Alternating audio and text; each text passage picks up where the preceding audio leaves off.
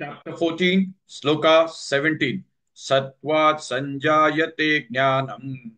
Sattvat sanjayate jnanam. Sattvat sanjayate jnanam. Rajaso lobha eva cha. Rajaso lobha eva cha. Rajaso lobha eva cha.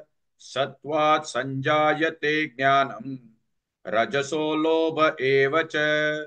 सत्वात् संजायते ज्ञानम् रजसो लोभ एव च सत्वात् संजायते ज्ञानम् रजसो लोभ एव च सत्वात् संजायते ज्ञानम् रजसो लोभ एव च सत्वात् संजायते ज्ञानम् रजसो लोभ एव च प्रमादमोहौ तमसः प्रमादमोहौ तमसः प्रमादमोहौ तमसः भवतो ज्ञानमेव च भवतो ज्ञानमेव च भवतो ज्ञानमेव च प्रमादमोहौ तमसः भवतो ज्ञानमेव च प्रमादमोहौ तमसः भवतो ज्ञानमेव च प्रमादमोहौ तमसः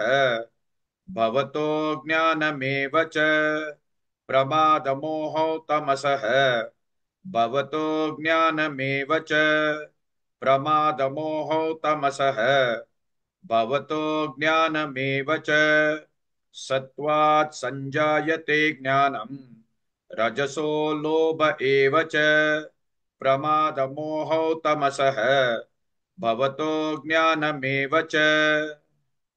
Please like and share this video because you could be instrumental in helping someone around the world recite the Srimad Bhagavad Gita, thereby helping them to have a life of unending opulence, victory and prosperity.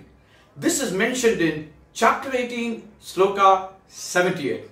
Yes, don't forget to buy my book, Leadership Can Be Child's Play. Namaste.